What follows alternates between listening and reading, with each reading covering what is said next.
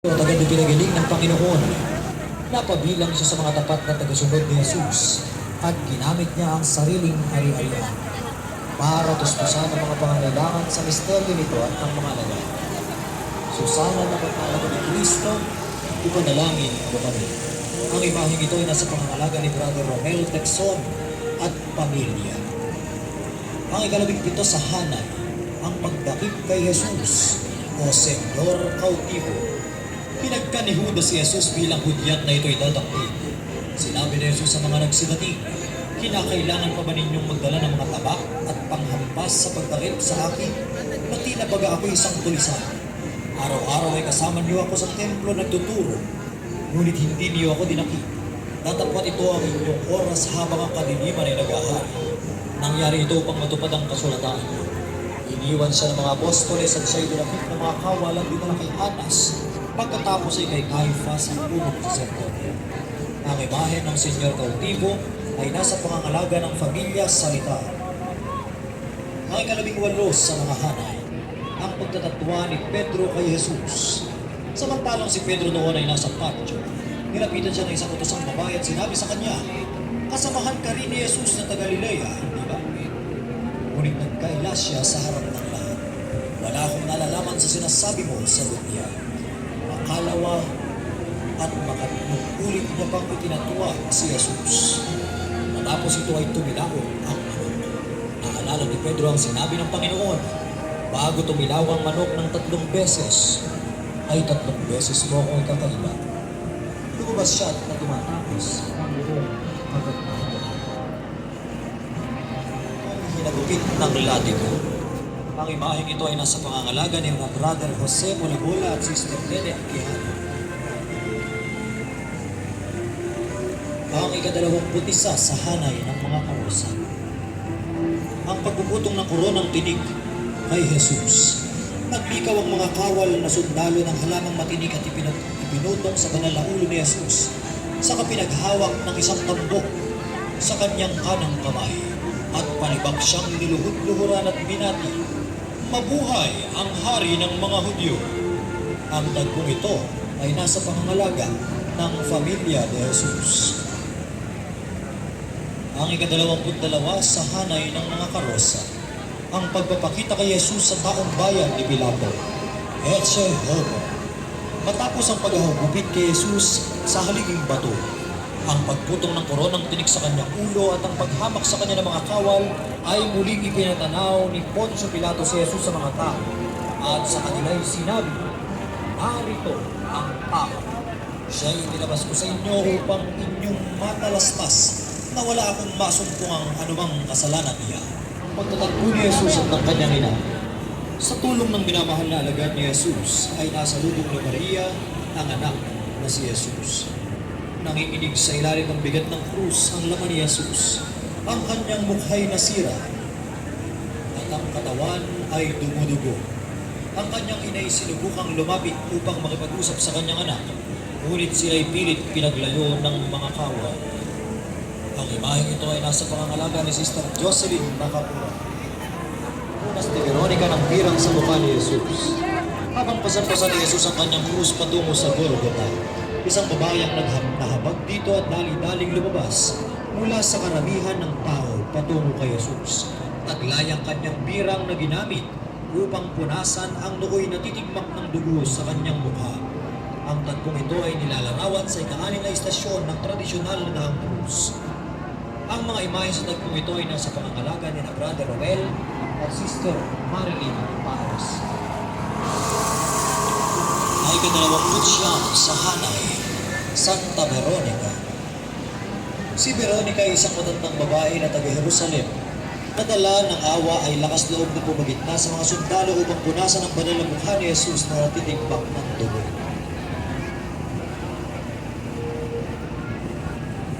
Sa kanya ang birang na matatandaang ipinunas sa mukha ng Panginoon. Ayon sa pangitay ni Blessed Anne Catherine Everidge, ang tunay na pangalan ng babaeng ito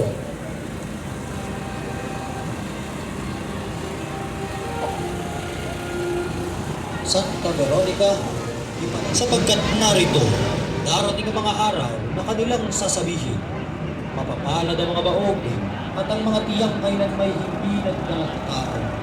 At ang mga dibdib na kailan may hindi nangagpasuso.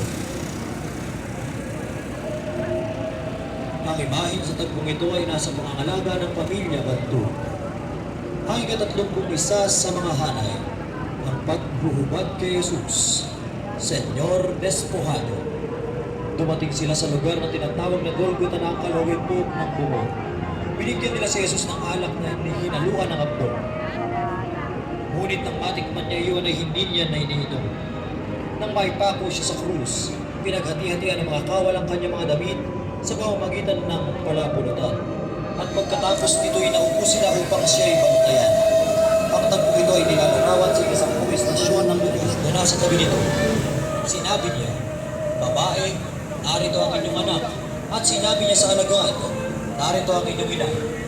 Mula noon, sa bahay na nakalaga po ito, tumira ang ina ni Jesus. Ang mga imahe sa tagpong ito ay nasa pangangalaga ng pamilya Marcos. Ang ika-33 sa hanay, ang pagkamatay ni Jesus sa krus, na kilala rin sa tawag na Kalbaryo. Nang mag-12 ng tanghali, nagdilim ang buong lupain at nawalan ng liwanag ang araw hanggang sa 3 ng hapon. Sinabi ni Jesus, "Nauuhaw ako." May isang mangkok doon na puno ng maasim na alak. Pinubog nila rito ang isang espongha at ipinawid sa sanga ng iso. Pinigit sa kanyang bibig ng masipsip ni Jesus ang alak at kanyang sinabi, "Naganap na." Sa ligaw ng marina si Jesus, ama sa mga kamay ko'y pinagtatalubilin niya ang aming espiritu. At siya talaga niya ng hinawa. Ang imahe ito ay nasa pagkakalaga ng pamilya ng ating ibang kapatid. Si Santa Maria Cleofe ay kaagapay ng kanyang kapatid na Birhen Maria sa pagkakasakit ni Jesus. Santa Maria Cleofe, ipanalangin mo kami. Ang imahe ito ay nasa pangangalaga ni Brother Paul Jordan Fajardo. Ang ika-35, Santa Maria Jacobe. Si Santa Maria Jacobe ay ang ina ng mga apostoles na sina Santiago el Menor at San Judas de Leon. Sa Biblia, siya ay nabanggit bilang Mariang ina ni Santiago, kaya't siya ay binansagang Jacobe, o sa salitang Griego ay nangangahulugang Santiago. Isa siya sa mga babaeng naging saksi sa paghihirap at pagkakasakit at pagkamatay ni Jesus at maging sa kanyang muling pagkabuhay. Taglay niya ang walis tanda ng gagawing paglilinis sa bangkay ng Panginoon na naaayon sa kanilang katulad. Santa Maria Jacobe, ipanalangin mo kami. Ito po ay nasa pangangalaga ni Sister Edna de Guzman ng pamilya. Ay ika-36, Santa Maria Salome. Si Salome o kilala rin bilang Maria Salome ay ang ina ng mga apostoles na sina Santiago el Mayor at San Juan Evangelista. Siya ay asawa ni Zebedeo. Bilang isang papapahal na ina, piniling ni Salome kay Jesus na maupo ang kanyang mga anak sa magkabilang tabi nito kapag siya'y nag-ahari. Ngunit sumagot si Jesus, "Hindi ninyo nalalaman ang inyong hinihingi." Si Santa Maria Salome ay isa sa mga babaeng saksi sa paghihirap at pagkakasakit ni Jesus at sa kanyang muling pagkabuhay. Taglay niya ang insenso na sumisipol sa kanyang panalangin at nagsisilbi kay Jesus. Santa Maria Salome, ipanalangin mo kami. Ang mga imaheng ito ay nasa pangangalaga ni Brother Bonifacio Isidro Gonzales. Ang ika-37, Santa Maria, ina ni San Marcos. Si Santa Maria ay ang ina ni San Marcos, Evangelista na sumulat sa ikalawang ebanghelyo. Siya ay mula sa isang mayamang pamilya na buhat sa Chipre sa Jerusalem. Ayon sa tradisyon, sa isang silid ng kanyang tahanan sa Jerusalem, nagkatipon-tipon ng mga alagad at si Jesus para sa huling hapunan noong gabing si Jesus ay pagkanulit. Siya ay larawan ng isang matapat na manok. Si Longino ay isang senturyong Romano na umulo sa tagiliran ng katawan ni Jesus habang siya'y nakabayubay at patay sa krus. Nang mangyari ito, magkahalong dugo at tubig ang dumaloy mula sa tagiliran ng Panginoon at nagpagaling sa halos bulag na mga mata ni San Longino. Dito niya napagtanto ang katotohanan tungkol kay Jesus at sinabing, "Totoo ngang anak ng Diyos ang taong ito." Matapos nito siya'y sumampalataya sa kanya. Siya ay namatay na martir at pinugutan ng ulo noong taong 45 sa ilalim ng utos ni Poncio Pilato. Sanlonghino, ipanalangin mo kami. Ito ay nasa pangangalaga ni Brother Nathaniel at Sister Arlene Bautista. Ang ikaapat na po sa hanay, si Jesus sa kandungan ni Maria o La Pieta. Tapos na, sa wakas, matapos ng paghihirap ni Jesus, ibinaba na ang kanyang katawan mula sa krus. Ngayon ibinigay na ang kanyang bangkay kay Maria, ang inang nagdadalamhati. Tinanggap ng ina ni Jesus ang kanyang mga bisig, ang walang buhay na katawan ng kanyang anak. Inilagak niya ang buong pagtitiwala sa Diyos kahit napakasakit. Alam niyang kalooban ng Diyos ang nangyayari, kaya siya'y naging tahimik at masunurin sa kalooban ng Diyos. Hindi siya sumang-ayon na hatulan si Jesus. Lihim siyang alagad ng ating Panginoon tulad ni San Nicodemo. Subalit nang dumating ang sandali ng ating marami ni Jesus, agad-agad siyang nagtungo kay Pilato at pinagkaloob sa kanyang libingan ng Panginoon.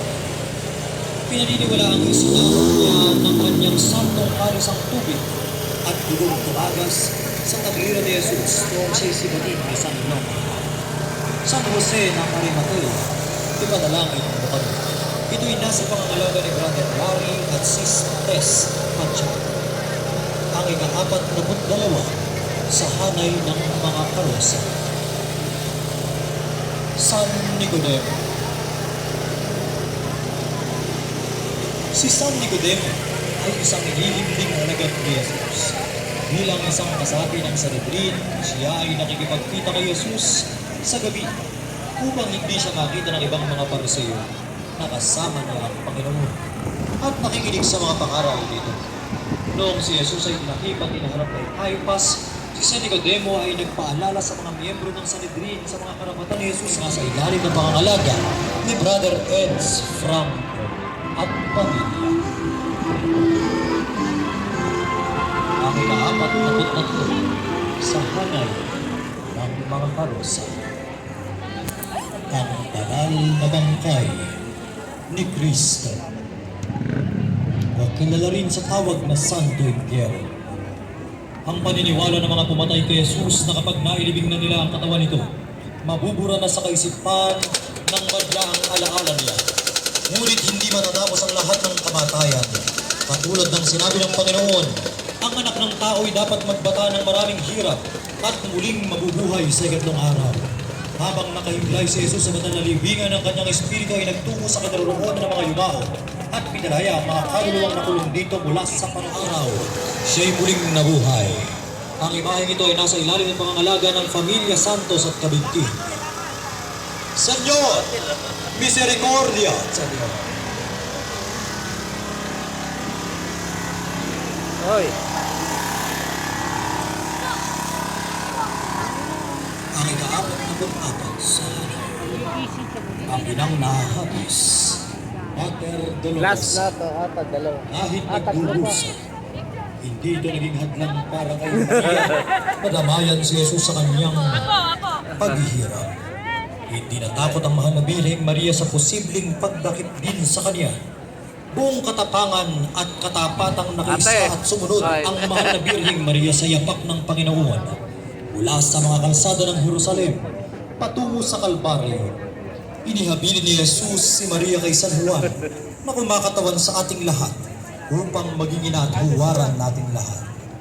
Ang mahal na Birheng Maria ay ang ating ina at kabilang sa ating pananampalataya. Si Maria ay huwaran ng katapangan at tunay na pagmamahal katulad ni Jesus. Sa ilalim ng pangangalaga ni Brother Eds Franco at pamilya.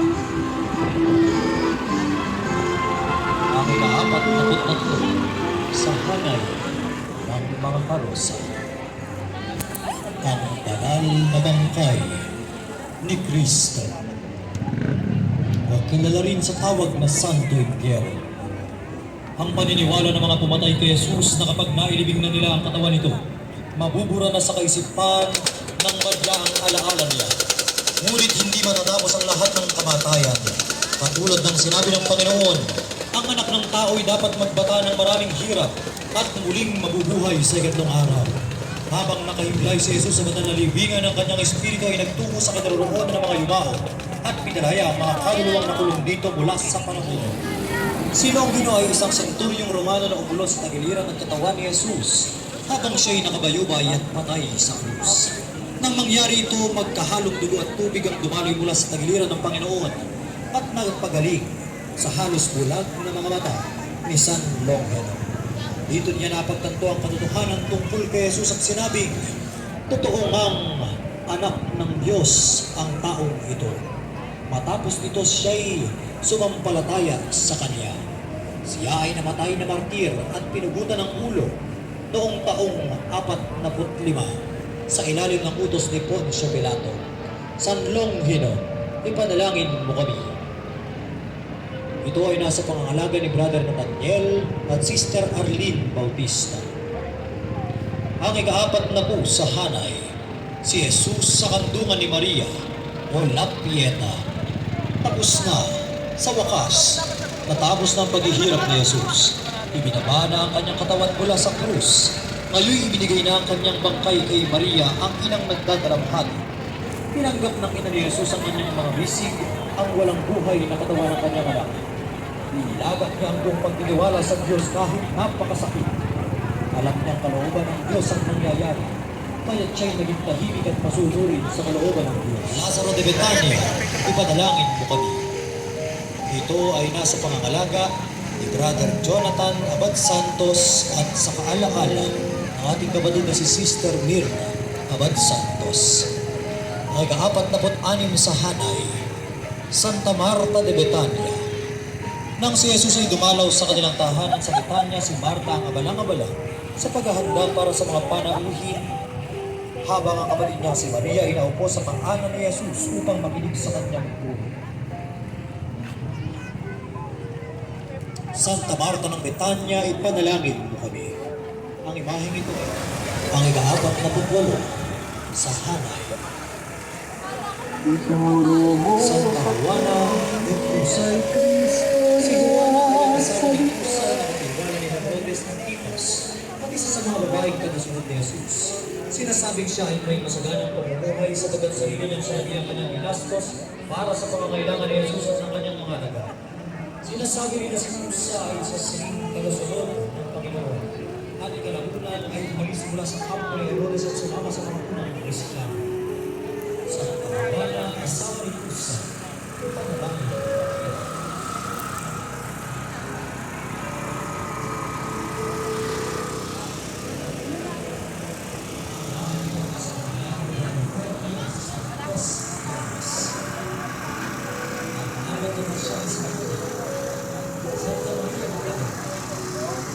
Si Magdalena ay ang babae ng Panginoon ni Jesus. Siya ay buhat sa Panginoon. Kaya siya ay ninulungan sa Panginoon. Dahil sa mga isa ng mga mabuhat na iwalay ng Panginoon sa pagkakasal ng mga ni Jesus. Isa rin sa mga puno sa siya ng Panginoon. At dito sa kanya ng Panginoon, may kasama.